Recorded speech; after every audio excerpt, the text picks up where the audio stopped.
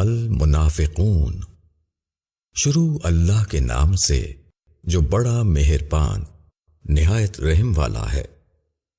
جب منافق تمہارے پاس آتے ہیں تو وہ کہتے ہیں کہ ہم گواہی دیتے ہیں کہ آپ بے شک اللہ کے رسول ہیں، اور اللہ جانتا ہے کہ بے شک تم اس کے رسول ہو، اور اللہ گواہی دیتا ہے کہ یہ منافقین جھوٹے ہیں۔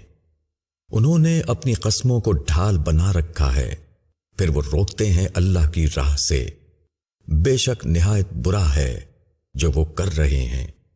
یہ اس سبب سے ہے کہ وہ ایمان لائے، پھر انہوں نے کفر کیا، پھر ان کے دلوں پر مہر کر دی گئی، پس وہ نہیں سمجھتے۔ اور جب تم انہیں دیکھو تو ان کے جسم تم کو اچھے لگتے ہیں، اور اگر وہ بات کرتے ہیں تو تم ان کی بات سنتے ہو، گویا کہ وہ لکڑیاں ہیں ٹیک لگائی ہوئی۔ وہ ہر زور کی آواز کو اپنے خلاف سمجھتے ہیں۔ یہی لوگ دشمن ہیں، پس ان سے بچو، اللہ ان کو ہلاک کرے، وہ کہاں پھرے جاتے ہیں۔ اور جب ان سے کہا جاتا ہے کہ آؤ اللہ کا رسول تمہارے لیے استغفار کرے، تو وہ اپنا سر پھیر لیتے ہیں، اور تم ان کو دیکھو گے کہ وہ تکبر کرتے ہوئے بے رخی کرتے ہیں۔ ان کے لیے یکساں ہے، تم ان کے لیے مغفرت کی دعا کرو یا مغفرت کی دعا نہ کرو، اللہ ہرگز ان کو معاف نہ کرے گا۔ اللہ نافرمان لوگوں کو ہدایت نہیں دیتا۔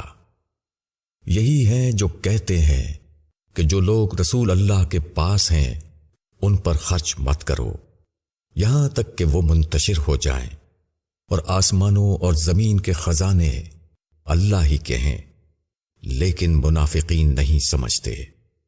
وہ کہتے ہیں کہ اگر ہم مدینہ لوٹے تو عزت والا وہاں سے ذلت والے کو نکال دے گا، حالانکہ عزت اللہ کے لیے اور اس کے رسول کے لیے اور مومنین کے لیے ہے، مگر منافقین نہیں جانتے۔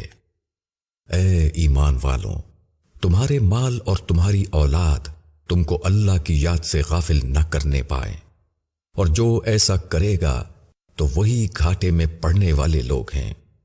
اور ہم نے جو کچھ تم کو دیا ہے اس میں سے خرچ کرو، اس سے پہلے کہ تم میں سے کسی کی موت آ جائے، پھر وہ کہے کہ اے میرے رب، تو نے مجھے کچھ اور مہلت کیوں نہ دی کہ میں صدقہ کرتا اور نیک لوگوں میں شامل ہو جاتا۔ اور اللہ ہرگز کسی جان کو مہلت نہیں دیتا جبکہ اس کی میعاد آ جائے، اور اللہ جانتا ہے جو کچھ تم کرتے ہو۔